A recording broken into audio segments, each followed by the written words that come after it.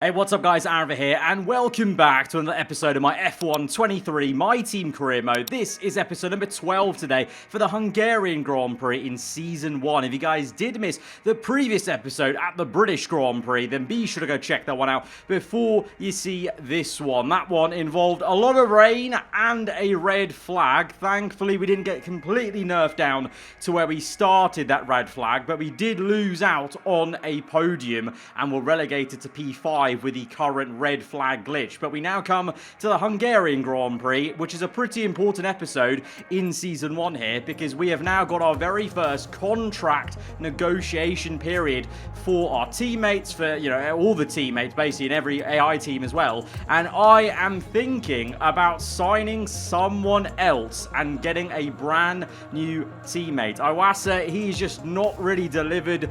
To be honest, you know, where the car is at the moment, I think he could be at least, you know, challenging for the positions just outside the points, maybe even for 1 point itself in the races. And I've decided, because we've saved up a lot of money, because I knew after we bought, what was it, a final HQ facility upgrade, you know, 2 episodes ago, we said we'll save up money to make sure we're fine. And now we have enough money to go ahead and make an offer for Oscar Piastri, one of our rivals. This is ballsy. We're trying to sign one of our rival team's drivers midway through this first season. This might make their team weaker. We don't know who they're going to sign in replacement to this, but this is, you know, maybe going to shake things up in terms of the driver market so early on here in Season 1. So in terms of the money we've got enough to go with medium risk. I'm not going to go for high risk, and I also want to try and save a little bit of money by going with medium rather than low. So let's see if Piastri will accept this offer. He has, and he is now signed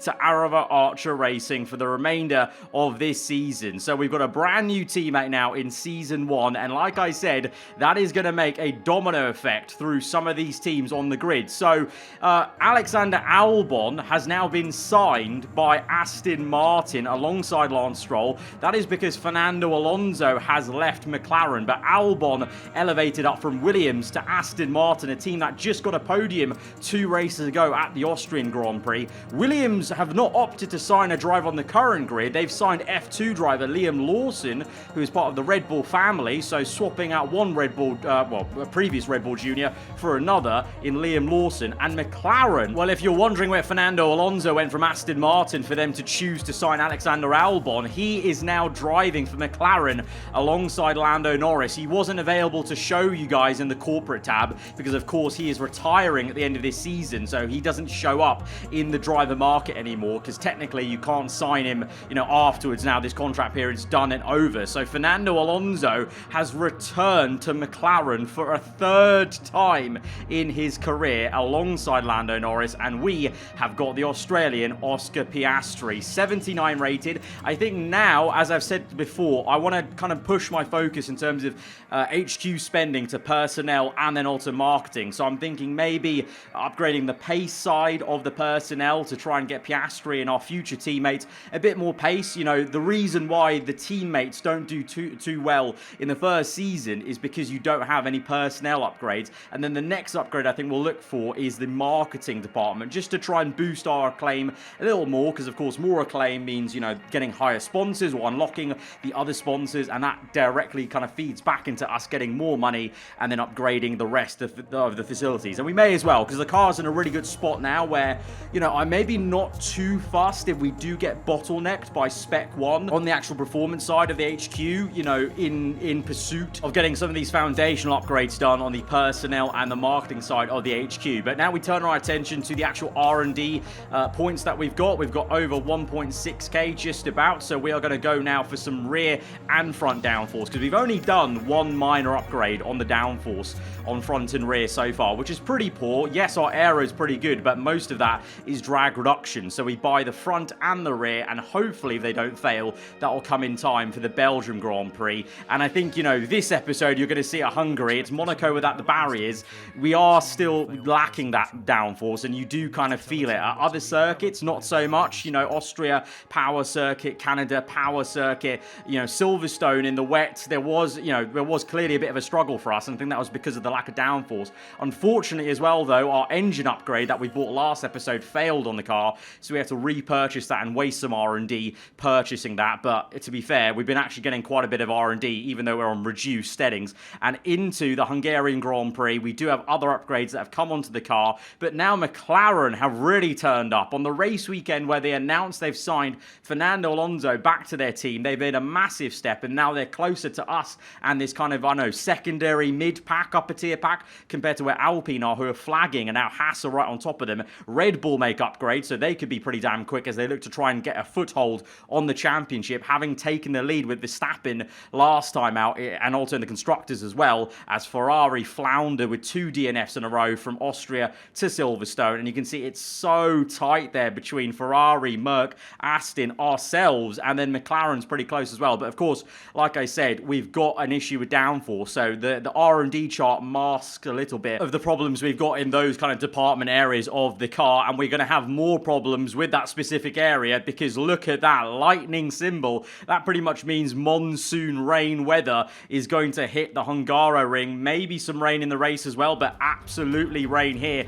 in qualifying. So that heavy torrential rain we had at the start of the British Grand Prix has basically followed us here to the Hungaroring. It looks so wet out there, and by the time we get on circuit, you're going to see in a second visually, it does look very torrential rain. It very much is basically monsoon weather here in qualifying. And like I said, downforce is a problem still for our car. You know, forget the R&D chart, forget the best engine on the grid, even our aero, you know, overall is matching other teams. But the thing is, it's matching it because we've got all these drag reduction updates and a DRS upgrade. We've only got 2 minor downforce upgrades from where the base of this car is, which is really tiny, to be fair.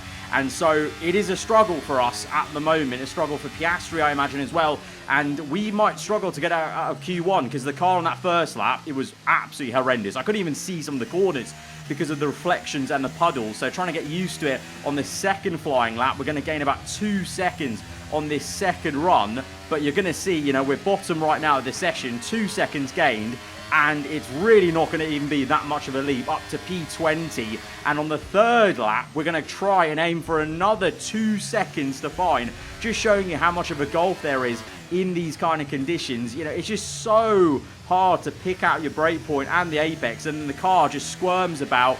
It's, you know, the handling in this kind of weather almost leans back towards F1 22 kind of levels, where you have to really play with the throttle to try and get the car through. And we skate through to the line, 2.2 seconds gained on that third lap.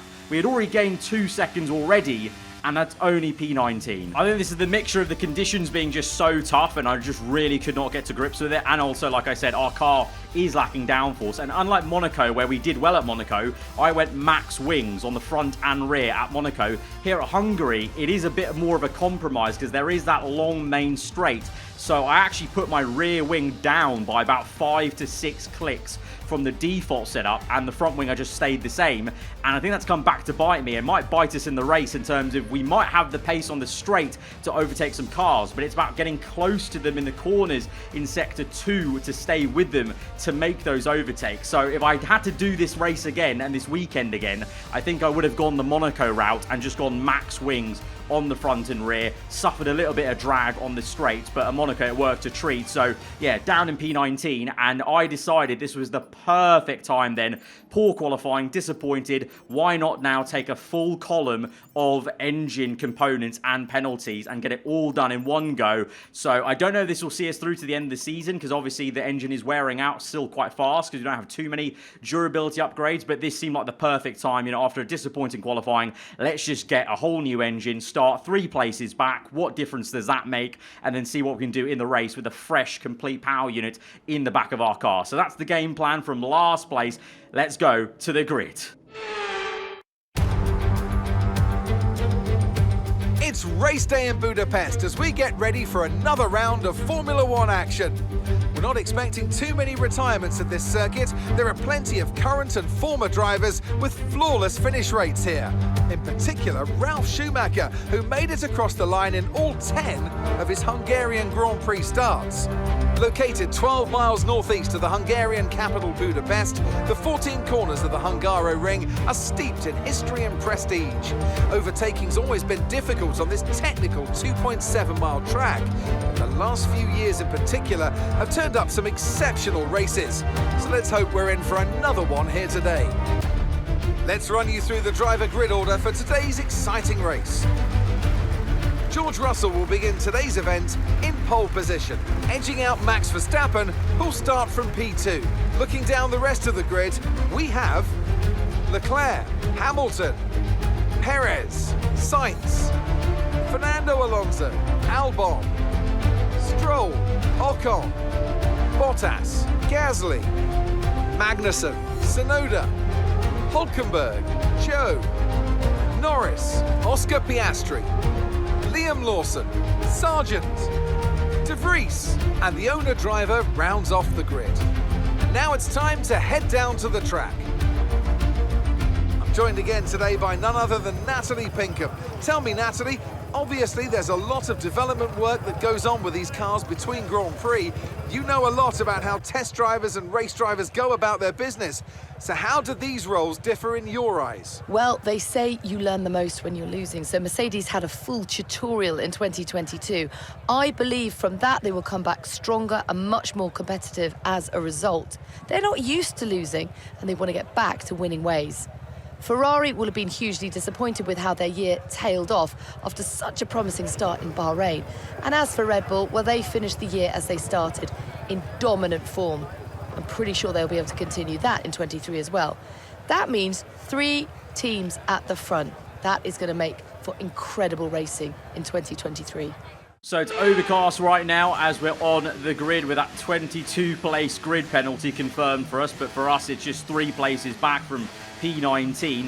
Yeah, no rain forecast for this race, even though there was a 24% chance. Thankfully, it's just overcast, and I think we'll be getting sunnier as we get on through this Grand Prix. But this is going to be an interesting one for me in terms of maybe this kind of wrong setup we've got. Piastri's first race for us. We've got Albon in the Aston Martin, Fernando Alonso in the McLaren, and Liam Lawson in the Williams. So a bit of early mid-season market madness triggered by us signing Piastri away from one of our rivals at McLaren. And I guess we're going to find out how that's going to affect things on the grid as we go to 5 red lights to the Hungarian Grand Prix, and we're underway. It's a good start compared to others on soft compound. We're on the mediums, you can see, as we're going to go longer into this race. It's a bit chaotic as I can see like 5-6 cars into turn 1 ahead of me. I don't know where to go. We've gone to the inside of Zhou Guanyu. Piastri is side by side with his old teammate Lando Norris in the McLaren, who had a grid penalty, so he's down the order a little bit as we try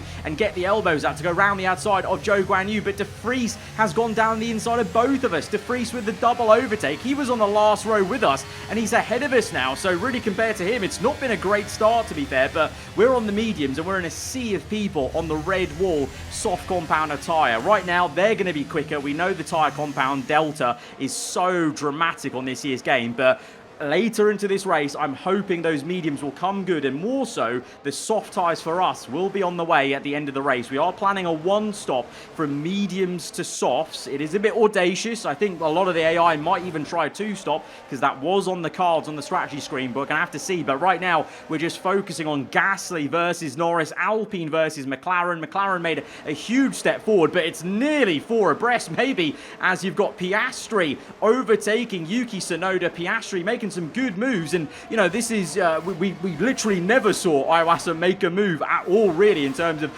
getting stuck in the action. So Piastri, good to see, but Yuki comes back at him as Norris did get Gasly, and I think Tsunoda may just have that. The AlphaTauri looks pretty okay to be fair. Tsunoda also on the medium tyres, and no, Piastri got him. Okay, thank God. Okay, awesome stuff from Oscar there. So he's got ahead of both AlphaTauris, and now it's up to us to get past both of them. De Vries, he's on on the soft tyres, so I had to go for a really, really ballsy dive bomb into turn 1. We slowed it down, to be fair, just about right. Missed the apex a bit, but that did help us to take De Vries wide to get the move done. And then we're a bit closer this time to Tsunoda. He's on the medium, so that's why I was able to get closer to Tsunoda for that overtake, because we're on the same tyre. That kind of, that illustrated right there that how far back I was from De Vries, the difference that tyre is making, especially through this final corner as you launch onto this pit straight. And we're now watching the battle for the race lead. Russell leading the way, but not for much longer, because Verstappen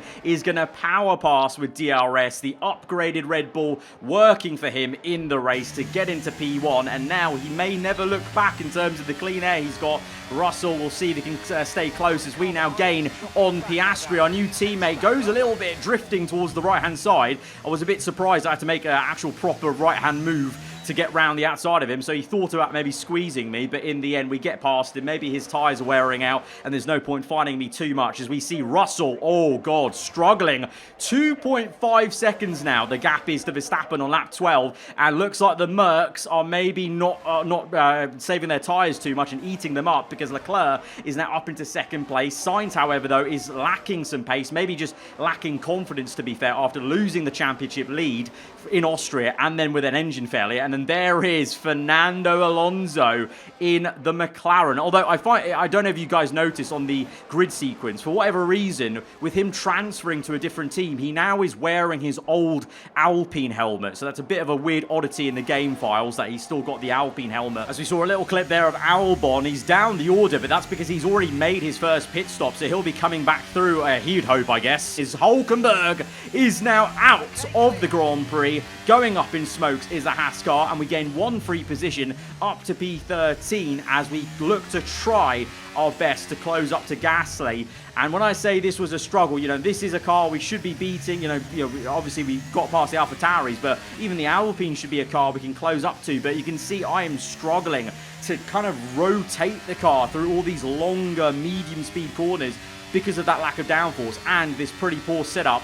Definitely regretting putting the rear wing as low as I did. So on lap 14, I've had enough of looking at the back of Gasly, and we're just going to go for it. It's a late lunge, to be fair. I wasn't too sure about it, but Gasly left the door open. We're side by side, no contact made, clean racing here as we squeeze to the racing line. Gasly goes round the outside then to go for the switch in terms of the line he was taking, but we get the elbow out, and we are going to get the Frenchman up into P11. So we're making progress. It's just not as rapid as you'd maybe hope, but remember, we're on the alternate tyre compared to the guys ahead of us. Magnussen on the softs ahead now. Norris as well. They're going to come in now. Lap 15. So that'll be interesting to see. 15 laps they went on the softs. I might be coming in earlier onto those softs, so I might be taking them longer than 15 laps, but to be fair, I'll be on lower fuel as well, as we see behind Albon getting past Gasly. And remember, I said he pit already, so I think Albon is on a 2-stop and a couple of others as well, so Albon's already caught up to us, having made a pit stop. So Albon going well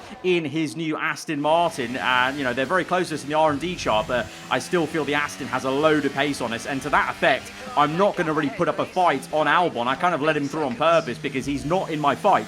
I would love to say he is, but the Astons today, they're not in our fight at the moment. I don't know, maybe we can close up to them by the end of the race, but right now I'd rather not even bother losing time fighting cars because my pace isn't good enough to be fighting cars right now. I just need to keep Gasly behind because he's a bit of a nuisance, but I'm just keeping him behind anyway because we've got good speed on the main straight. But basically I'm just trying to do my race and try and be not as slow as possible, basically, as these medium tyres really feel piss poor. The car feels really poor at the moment. I cannot wait to get onto these soft tyres because at least then we're going to have the instant grip the softs will give us. And because we've got that tyre upgrade, we're going to be able to hopefully take them longer than 15 laps. But Hamilton gets past us like we weren't even trying there because that's how much understeer and lack of grip I had on the exit of that corner, basically. Hamilton flew by us. As we now move on to lap 18, Leclerc has now pit. So we've got some differing strategies here. Leclerc's on hards, Hamilton mediums, Albon mediums, but Hamilton pit later than Albon. So I don't know, maybe Hamilton's trying an aggressive one stop.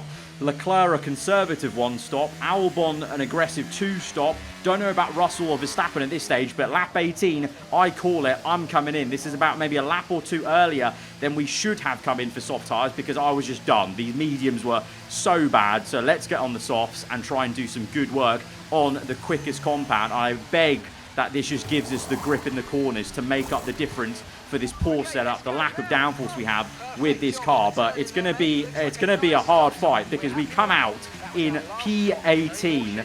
We were running like P14 before people started to make their pit stop. So we've lost out by 4 places because just how poor our pace was on the mediums. But now we are one of the few people on soft tyres in this portion of the midfield. So we just get our head down and get to work chasing after all the cars ahead of us. And that includes repassing our teammate Piastri, who's tucked up behind Logan Sargent. You've got Magnussen, Tsunoda, Norris outside the top 10, Stroll in a McLaren sandwich. I don't know what the strategies are for any of these guys. Some of them on hards that are definitely going for a 1-stop. Some of the medium tyre runners could well be on a 2-stop. You just never know, as we see Russell and Sainz navigate a slow Alpine car, and Ocon looks very slow, and it's because he's got smoke pouring out the back of his car. The Alpine is going to be out, even though we really aren't in the realm of worrying about Alpine too much of the constructors right now. Just good to see one of our midfield rivals that are next to us or near to us in the championship be out then. So that's one less person to worry about as we watch Leclerc overtake Albon. Albon was running P3 before Leclerc just got him there. I know Albon has to make a second stop, I believe, but the fact he's running up there in P4, he's taken to the Aston Martin, very much so, as we see Verstappen nearly 16 seconds ahead of Hamilton. I don't think he's pit yet, though. He started on those mediums. He's still going on them. So Verstappen going for a very conservative, eking out and kind of doing what he's done in real life sometimes, of just being a magician in clean air, trying to take those tyres long as we get past Logan Sargent with easy work on the soft compound tyre. I know he's on softs as well, but obviously we have a much better car than the Williams. But now we make easy work of Piastri with an eager dive bomb to try and get past him as quick as we can, because we've now got a lot of clean air to chase after Tsunoda, I think it was, as Verstappen finally comes in on lap 21, and that means Hamilton, of all people, is going to take the lead of the race. So Hamilton has ended up kind of ahead of Russell then. Russell's down in P5, so Russell's had some really horrendous pace since he got overtaken by Verstappen. So it's Hamilton, Leclerc, Albon is back to P3, and Russell and Verstappen, the two people who are fighting for the lead, are now jockeying for position for P4, and I think Verstappen on the soft tyres, I think that is going to come out on top. So Verstappen has gone for my strategy, but he took his mediums like 21 laps. I just could not do those 3 extra laps. You saw the pace he had, as we got Alonso in the top 10. He's on a 1-stop, so he's going long, but what the? Tsunoda with the spin. It's a big AI mistake. Tsunoda drops it with maybe some tyre wear involved, and we get a free position as we're now into P13, and we've got Bottas pitting, maybe some more to come. So this is the thing, Albon's in the pit, so Albon's behind us now on that 2-stop, so we are going to eventually, I hope, get into the top 10, but it's a case of who can we hold behind us on that 2-stop as we catch up to Magnussen on the mediums. I think maybe Magnussen Norris, they're trying to do a 1-stop on these mediums. So they're basically doing the reverse of mine and Verstappen's strategy. So they're having to go a bit slower to manage their pace, whereas I'm going flat out now because we know we have the tyre wear for this on the soft compound, and these soft tyres are giving me that grip that the downforce on my car wasn't with this setup and just where the car is. As we now go for the move on Norris, fake to the right, go to the left and send him a dummy on the outside. He's going to get some good traction mid-corner. He's still there in the mirrors, but we get DRS and we're going to power pass and then go chasing after Lance Stroll. So we are now fighting one of the Aston Martins, and Stroll, oh my god, I really wasn't sure where he was going. I was darting about as well, but in the end of it, we got a little bit too close to his rear end for comfort. But ironically, I said we weren't fighting Aston. We're now fighting Stroll, and Albon's P10, he's going to come knocking. He's on a 2-stop, so he might come flying past us. So I am going to fight Stroll because he's on a strategy like us on the hards, going longer, but I don't think I'll fight Albon if he catches me. But we've got Verstappen in the lead now, so we've missed it, but Verstappen has overtaken Hamilton on those newer softs. Hamilton looks like he's struggling because he's got Leclerc right up his gearbox on those medium tyres as we go on to lap 30. Stroll has been passed by Albon, and this is Albon going for the move on us. We had a little bit of a moment where I wasn't sure where I was going to park my car. In the end, I just let Albon take the inside line, but we're not in his race. He's going to go chase after, well, maybe Fernando Alonso, the man who he's replaced, basically. But what we've got to worry about is Lance Stroll, because he is in our fight, as Hamilton pits. Look at the top left, Hamilton's pit. So Hamilton has gone from what was probably a one-stop, he wanted to do a one-stop, but he's now had to convert to a two-stop because he's pit with only 3 laps to go onto soft tyres. And Hamilton on those new softs, it must be hammer time because he caught us on that actual same lap. He pit, basically. I'm fighting Stroll. I was trying to play a bit of a clever game here by letting Stroll by so I could get DRS off him, but I go so wide here because these softs are now feeling a bit secondhand that Hamilton just does me. And look at the difference of new softs to old softs. But we have DRS, and hopefully I can re-overtake Stroll here. Otherwise, this might be a bit embarrassing in terms of this game I was playing with Stroll, letting him by on purpose. Can we go around the outside? Surely we have that extra bit of oomph with the ERS as well, and the extra traction as our teammate Piastri is in as well. So Piastri makes a conversion to a late 2-stop on lap 33. So it looks like a lot of these teams, their calculations were incorrect, and some of them just don't have the tyre upgrades that I do, or others maybe can do, or they haven't gone light enough on their tyres to take them all the way. So we've got ahead of us Hamilton, obviously, Albon chasing down Fernando Alonso in P6. So the two guys that swapped to different teams this season are maybe going to be next to us in the fight. Perez then, Sainz P4, Russell P3, Leclerc second, and Verstappen on those softs he went on to 2.1 seconds ahead of Leclerc. Leclerc now in clean air, but on lap 34, oh, what is this? Verstappen and Leclerc are in. What's gone on there? Russell is now going to inherit the lead. He lost the lead from Verstappen early on in the race, but now all of a sudden, he's looking rosy. He's up into first. Sainz in second now. Verstappen and Leclerc pit. 2 laps to go. And look at this. It's going to be maybe a 3-way battle between Fernando Alonso, Hamilton, and Albon. McLaren, Aston, Mercedes, Alonso in the middle. Hamilton gets a brilliant double overtake done on both of them. And now Albon and Alonso are fighting each other wheel to wheel.